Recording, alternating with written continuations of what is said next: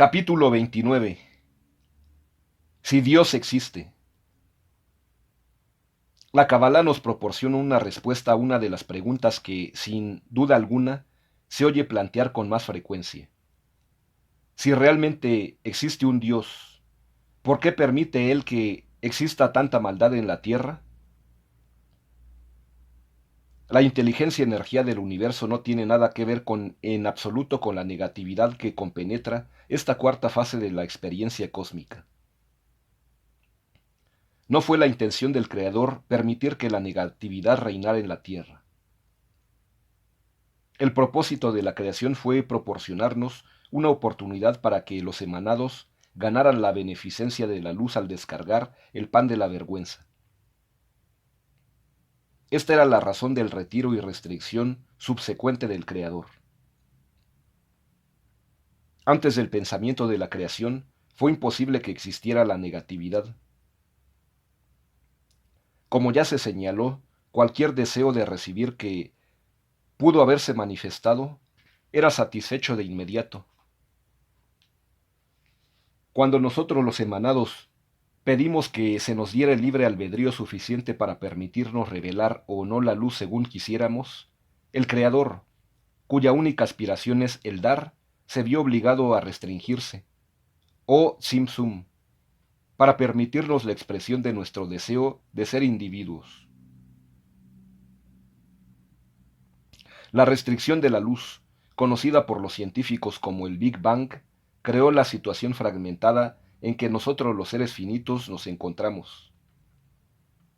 Y a partir de ese momento nos incumbe a todas las vasijas emanadas, a toda la humanidad, restablecer continuamente la conexión con la luz por medio del proceso creativo limitado conocido como la línea. El deseo de recibir para uno mismo, la maldad, las klipot, todos estos términos que expresan el espacio negativo son inteligencias energías negativas, nacidas no del Creador sino de la distancia metafísica que fue interpuesta, por necesidad, entre la luz y las vasijas para diferenciar entre ellas. Así como sucede con todo lo relacionado con esta cuarta fase, aún esta es ilusión.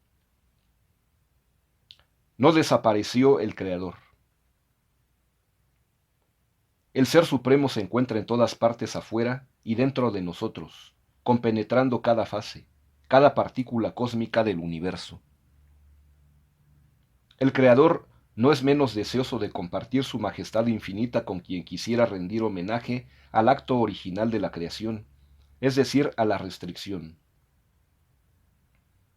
La única diferencia entre el estado universal actual y aquel que existía antes del Tzimtzum es que nosotros, los seres emanados, no podemos percibir la presencia infinita con nuestros 5 sentidos, sin haber descargado primero el pan de la vergüenza.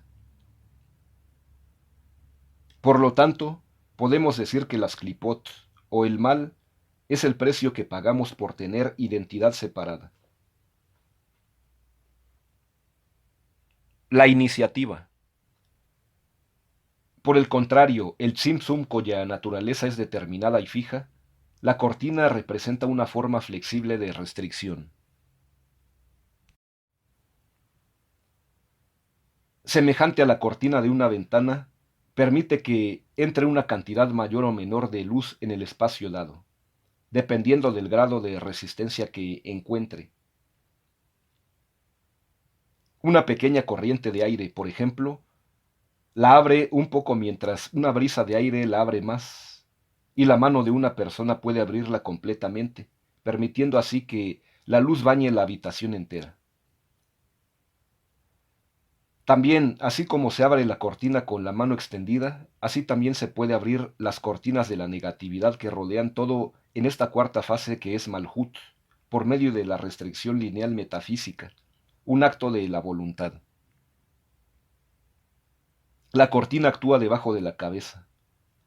Las 3 primeras de la línea.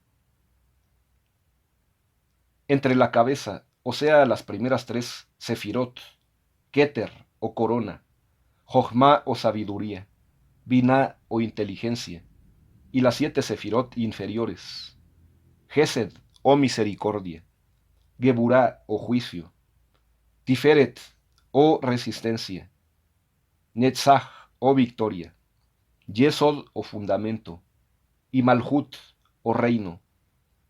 Existe un espacio negativo o vacío en el cual ninguna luz se puede manifestar.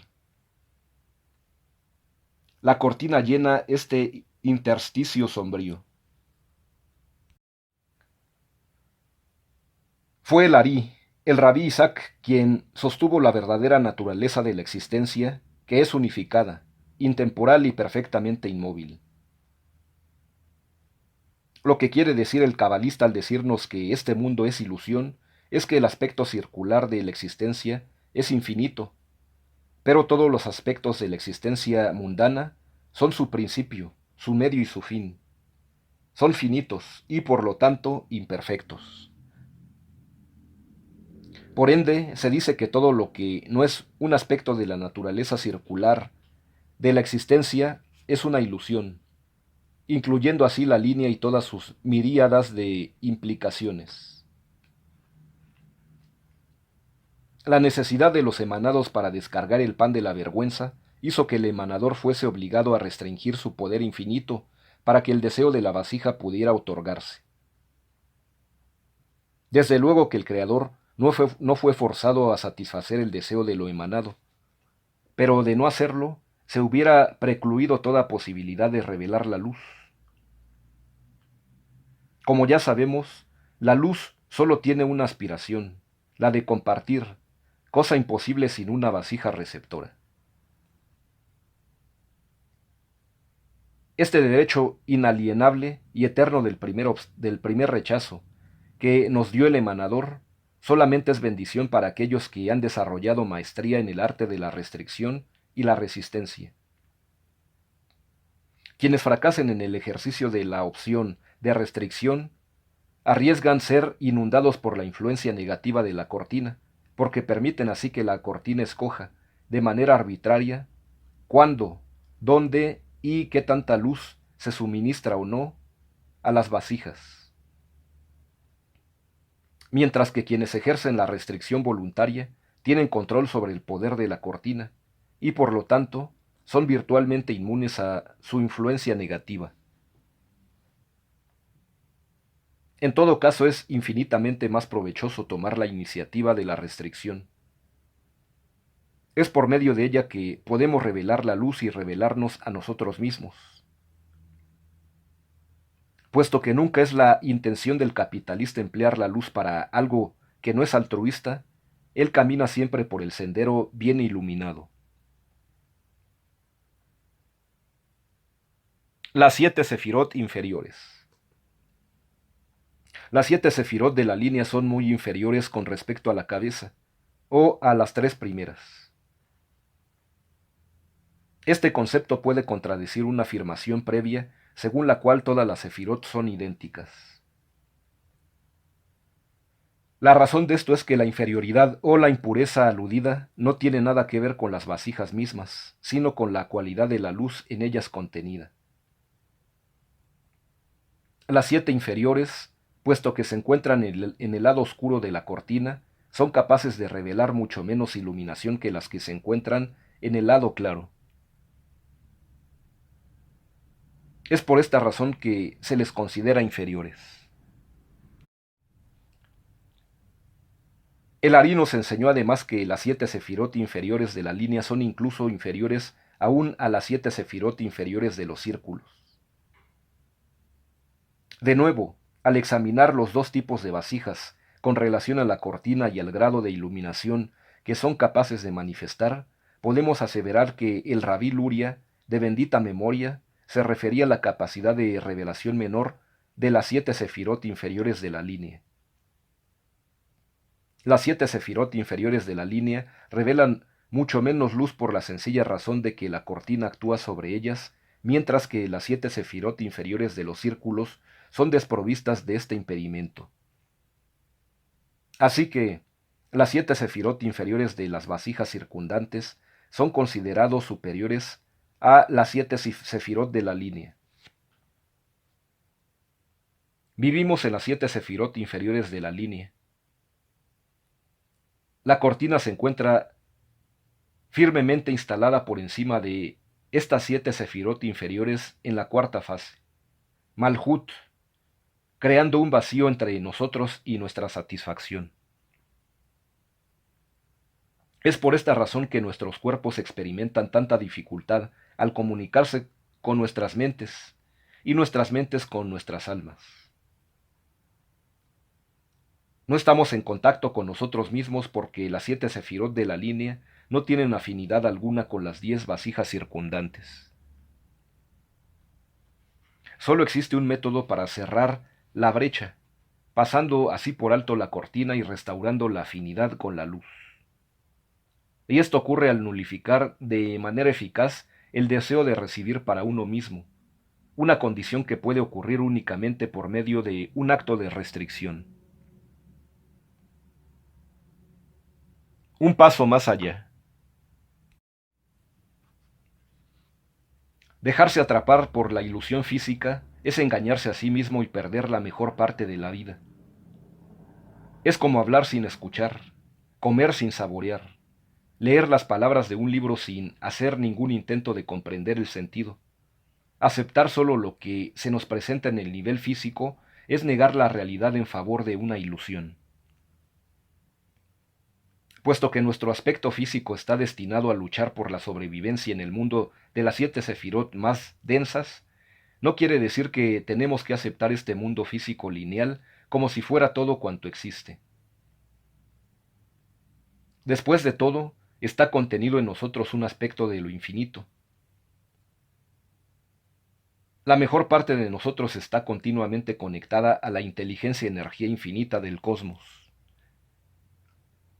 El hecho de que nuestros 5 sentidos no siempre estén conscientes de esa conexión cósmica es solo consecuencia en términos de nuestras percepciones limitadas.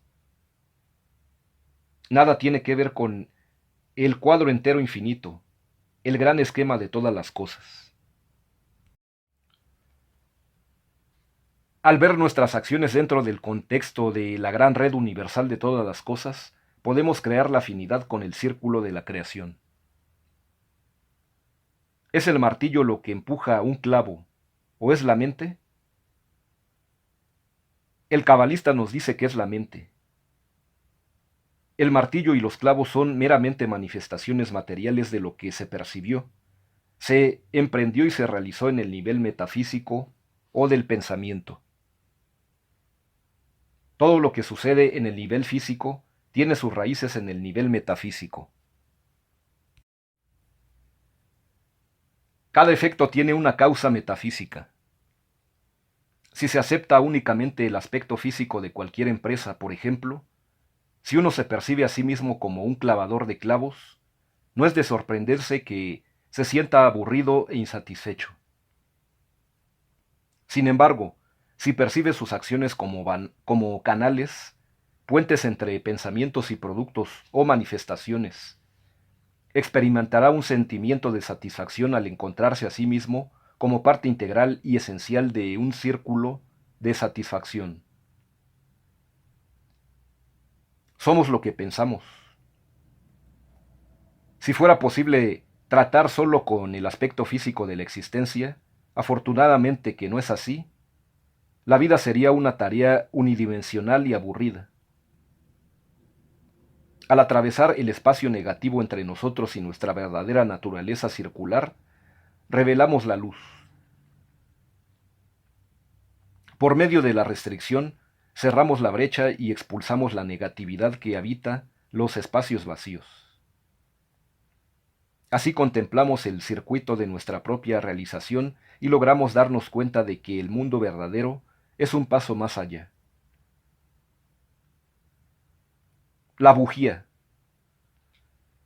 Consideremos la bujía desde la perspectiva cabalística. La bujía es un dispositivo pequeño que se emplea para que la chispa entre directamente en el cilindro de un motor de gasolina. Fíjense también en la brecha que existe entre el polo positivo y el polo negativo. Tomen nota, también, de la dimensión lineal de la bujía y la forma ligeramente humanoide. La energía, la chispa, tiene que atravesar este vacío para completar el círculo. Se tienen que tomar precauciones para que se calibre correctamente la anchura de la brecha en relación con la distancia que conduce al funcionamiento más eficiente de la bujía. Se diseñó la bujía para que operara según el principio de unir de golpe con disparos múltiples rápidos. Como recordarán, siempre se requiere una condición circular para que la energía se revele. Cuando no se puede completar el circuito, en la bujía, ninguna conexión se establece y por lo tanto, la energía no puede revelarse. Por ejemplo, cuando se gastan los polos, el espacio aumenta a tal grado que la chispa no puede cerrar la brecha. Otro problema que puede obstaculizar el funcionamiento de la bujía es la corrosión que causa una situación en que las chispas ya no pueden producirse. Cuando ocurre cualquiera de estas dos condiciones y se permite que éstas perduren, tanto la bujía como la máquina entera dejan de funcionar. El futuro. La lucha terrible contra la naturaleza del hombre parece haberse consumado. Se tendría que hacer de inmediato un esfuerzo conjunto mundial masivo si es que fuéramos a evitar los peligros inminentes que nos amenazan. Se tendrían que gastar billones de dólares para limpiar el aire y otros billones para purificar el agua. Las leyes se tendrían que formular y hacerse respetar para impedir que las corporaciones gigantes multinacionales asolen la tierra y el mar. Se tendría que investigar y desarrollar las fuentes alternativas de energía de manera más agresiva. El problema mundial tendría que aliviarse. Las medidas para reducir la tasa de nacimientos tendrían que ser adoptadas por todos los países en todo el mundo. Y no sería suficiente aliviar uno o dos de estos problemas que amenazan toda clase de vida terrestre, sino más bien solucionarse todos. Cada uno está tan estrechamente entretejido con los demás que la tela resultante es de la calidad más fina. Un caso ejemplar. La expansión rápida de la población mundial contribuye grandemente al problema del hambre. El hambre, a su vez, es la causa única del aniquilamiento anual de cientos de miles de hectáreas de los bosques por medio de la quema. También conocidos como junglas, los bosques sostienen el 60% de la vida terrestre animal y vegetal, además de absorber grandes cantidades de dióxido de carbono y proveer una parte significativa del abastecimiento mundial del oxígeno. El ozono, que es una forma de oxígeno, consiste de una capa protectora delgada de la atmósfera que filtra los rayos ultravioletas e infrarrojos dañinos del Sol. El desgaste serio de la capa de ozono, como sucedería al destruirse los bosques, tendría como resultado una condición de sobrecalentamiento conocido como el efecto invernadero que acabaría totalmente con los bosques y señalaría finalmente el toque de muerte para la humanidad. Desde hace mucho se ha dicho que los bosques, esos maravillosos dadores de vida, almacenes del conocimiento nunca vistos y nunca dichos, desaparecerán en fecha tan cercana como el año 2040. Las consecuencias totales de esta guerra, no declarada del hombre contra la naturaleza, ya han hecho sentir en todo el mundo. Cada día que pasa, desaparecen de la faz de la tierra especies de flora y fauna que aún no se han nombrado y mucho menos estudiado. Nunca podremos saber qué posibilidades poseían, qué medicamentos se destilaban de ellas y qué sabores o placeres estéticos nos podrían haber proporcionado. La vida vegetal preciosa está desapareciendo con un ritmo acelerado sin precedentes. La matanza al por mayor continúa sin abatirse. Se mata a los elefantes por sus colmillos, Las ballenas se encuentran al borde de la extinción para proveernos una variedad de productos que pueden ser producidos sintéticamente de manera mejor y más barata. La prueba tangible e innegable de la destrucción egoísta del hombre. Ya se le han agotado las excusas. Ahora, por fin, tiene que pagar el precio de su miopía y de su avaricia. El futuro está aquí presente, en el aire que respiramos, los alimentos que ingerimos, el agua que bebemos. No pasa ni un solo día sin que nos acordemos de los peligros de la lluvia ácida y de otros agentes contaminantes no naturales. En donde quiera que sea, somos testigos de la falta de humanidad del hombre, de su necesidad, de su crueldad, más aún de sus genocidios. Por fin empezamos a entender lo que siempre supieron las culturas indígenas, que cualquier herida de la naturaleza es una herida de nosotros mismos, que el equilibrio de la naturaleza es tenue y delicado, y que todos y cada uno de nosotros y todas las cosas somos interdependientes. Ahora bien, el solo comprender no es lo suficiente. Antes de que se nos haga tarde, tenemos que hacer un esfuerzo conjunto para tomar los pasos inmediatos para sanar las heridas de los daños ya hechos. El hambre de los pueblos del tercer mundo es nuestra. Su dolor y su destino es también nuestro. Solo una minoría pequeña de la población mundial es capaz de aliviar los problemas que nos acechan.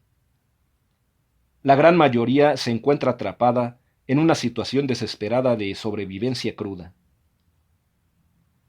Nosotros que vivimos en las sociedades más afluentes, ya no podemos seguir enmascarados detrás de una comodidad relativa. No podemos continuar con nuestros ojos tapados para no ver los estragos que hemos ocasionado. Ya no nos es posible seguir impunes al pillaje de la tierra. No podemos ya mantenernos ignorantes ante los peligros que nos amenazan. No hace mucho tiempo, si un hombre criticaba la tecnología era condenado por ser fanático religioso o, peor aún, un enemigo del progreso. La tecnología fue considerada nuestra salvación y casi fue un sacrilegio sugerir lo contrario. Los defensores de la energía nuclear sostenían que en los años 60 tendríamos una vida fácil, de gran comodidad, mientras que los robots y las computadoras cuidaran de nuestras tareas y trabajos humildes hubiere. Evocaron visiones de los trenes de monorriel, elegantes y limpios, impulsados por la energía nuclear que nos llevaría a nuestros destinos. Se nos dijo que la energía nuclear sería la panacea nuestra en abundancia, proporcionando la electricidad a todas las ciudades con un costo mínimo de unos cuantos centavos por día. Estas voces esperanzadas y animadas se encuentran ahora silenciadas, y sus sueños osados de una mañana nuclear ya se desvanecieron en una nube de polvo radiactivo. Quizás ahora se escuche la voz de la razón. Cada generación tiene una responsabilidad ante la generación que la precede y la siguiente.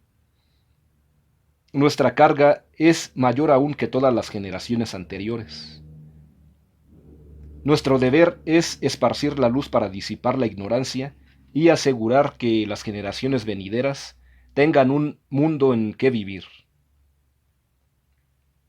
Hoy mismo nos es menester comprender la sobrepoblación, el hambre mundial, la ecología desde la perspectiva global. Existen inmensos recursos de energía cósmica, energía mucho más poderosa que la obtenida por la fisión atómica, ya que en comparación, esta sería como una linterna eléctrica ante el Sol. La energía potencial del Or En Sof se encuentra tanto de nosotros mismos como en torno nuestro. Pero la liberación de estas vastas reservas requiere un acto de restricción. El paso inicial para construir el puente de comprensión es una decisión consciente. Los hombres de conciencia siempre han luchado contra las fuerzas de la oscuridad.